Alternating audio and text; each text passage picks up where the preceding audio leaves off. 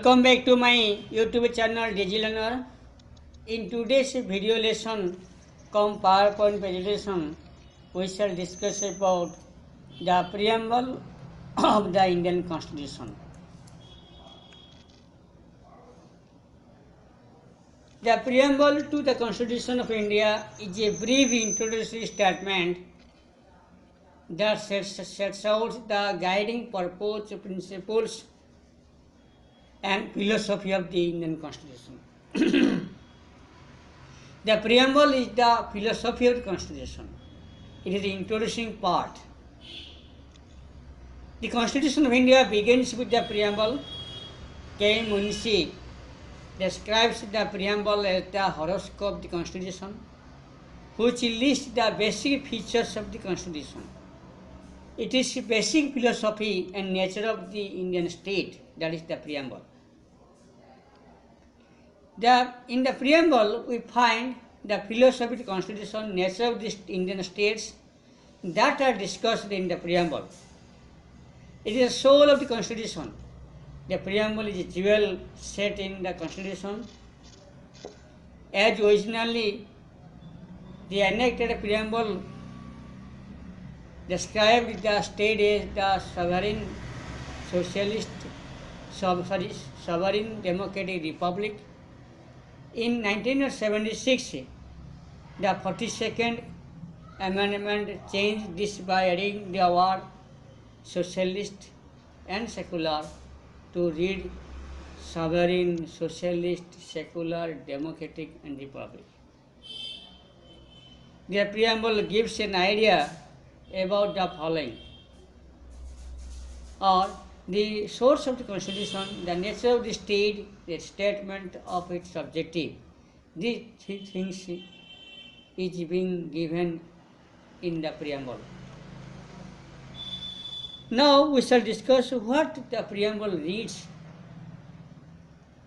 The preamble reads, "We, the people of India, having solemnly resolved to constitute India into a sovereign, socialist, secular, democratic republic, and to secure all its citizens justice, social, economic, and political, liberty of thought, expression, belief, faith, and worship, quality of status and of opportunity, and to promote among all fraternity, assuring the dignity of the individuals and the unity and integrity of the nation. In our Constituent Assembly, this 26th day of November 1949, do hereby adopt, enact, and give to ourselves this Constitution." Now we shall discuss about the source of the Constitution. We, the people of India, are the source of the Constitution. We, people of India, made our Constitution. The preamble begins the word, "We, the people of India." This phrase emphasizes that the Constitution is made by the people of India and not given to them by any outside power. The people of India are ultimate source of all authority. The government derives its power from the people. It also emphasizes the concept of popular sovereignty as laid down by Rousseau. All the power emanates from the people, and the political system will be accountable and is responsible to the people. Next is the nature of the state. So there are a number, the Constitution, the preamble describes what the nature of the states. First of all, sovereign. The preamble of Indian Constitution states that India is a sovereign state. Sovereignty denotes supreme and ultimate power. According to D.D. Basu, the word sovereign is taken from Article 5 of the Constitution of Ireland. Sovereign, a supreme power which is absolute and uncontrolled within its own sphere, In the words of Kohli, a state is sovereign when there resides within itself supreme absolute power, acknowledging no superior. India is internally and externally sovereign, internally free from, externally free from control of any foreign power. Internally, it is a free government which is directly elected by the people and makes laws that govern the people. No external power can dictate the government of India. Next is the socialist. Before the term was added by the 42nd Amendment in 1976, the Constitution had a socialist content in the form of a certain directive principles of state policy. The term socialist as used here refers to democratic socialism, that is, achievement of a socialist goal through democratic way, evolutionary and non-violent means. Socialism is an economic philosophy where means of production, distribution are owned by the states. India adopted mixed economy. Apart from the state, there will be private production too. Socialism as a social philosophy stresses more on societal equality. Wealth should be shared equally by society through distributed justice, not concentrated in the hands of the few. And that the government should regulate the ownership of the land and industry to reduce socio-economic inequalities. Next nature is secular. By 42nd Amendment in 1976, the term secular was also incorporated in the preamble. Features of secularism as envisaged in the preamble is to mean that the state will have no religion of its own, and all persons will be equally entitled to the freedom of conscience and right freely to profess, practice, propagate the religion of their choice. Secularism is a part of the basic structure of Indian Constitution, and it means equal freedom, respect for all religions. Next is the democratic.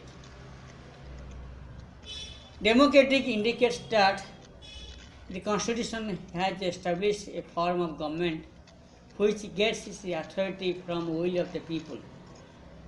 The rulers are elected by the people and are responsible to them.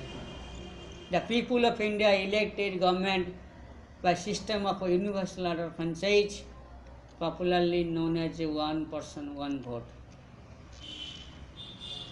Then next nature is republic.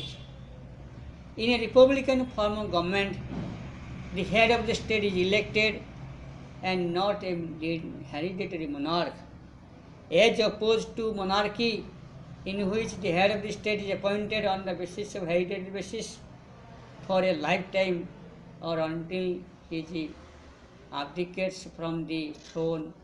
A democratic republic is an entity in which the head of the state is elected directly or indirectly for a fixed tenure. The President of India is elected by an electoral college for a term of 5 years. The post of President of India is not hereditary. Every citizen of India is eligible to become the President of the country. Then, objective of the Indian states. The preamble lists 4 cardinal objectives which are to be secured for its entire citizen. So these objectives are: first, justice. India seeks social, economic, political justice to ensure equality to its citizens. Social justice. Social justice means the absence of a socially privileged class in the society, no discrimination against any citizen on ground of caste, creed, color, religion, gender, or place of birth. India stands for eliminating all form of exploitation from the society. Next is the economic justice. Economic justice means no discrimination between man and woman on the basis of income, wealth, economic status. It stands for equitable distribution of wealth, economic equality, the end of monopolistic control over means of production and distribution, decentralization of economic resources, securing adequate opportunity to all for earning their livings. Next is the political justice. Political justice means equal, free, fair opportunity to the people for participation in the political process. It stands for grant of equal political rights to all the people without discrimination. The Constitution of India provides for a liberal democracy in which all the people have the right and freedom to participate. Next is the liberty. The idea of liberty refers to the freedom on the activity of an Indian nation. This establishes that there are no unreasonable restrictions on Indian citizens in terms of what they think, their manner of expression, and the way they wish to follow up their thought in action. However, liberty does not mean freedom to do anything, and it must be exercised within the constitutional limit. Next is the equality, objective of the state. This envisages or equality refers that no section of the society enjoys special privileges and individuals are provided what adequate opportunity without any discrimination. All are equal before the law. Next, fraternity. This refers to feeling of brotherhood and a sense of belonging with the country among its people. It embraces psychological as well as a territorial dimension of national integration. It leaves no room for regionalism, communalism, casteism, which hinder the unity of the state.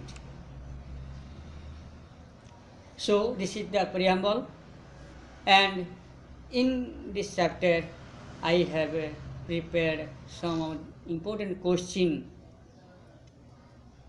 one word question or gap filling question that is useful, necessary for the students of CBCS political science honor students, and also useful, necessary for the candidates who are preparing for different competitive examinations, and it is also useful for the candidate who are appearing different entrance examinations like CTET, OTET, OSCE, BED entrance, Adarsh Vidyalaya entrance, and other entrance examination. Thank you very much. In next video lesson, we shall discuss about fundamental rights. Thank you very much.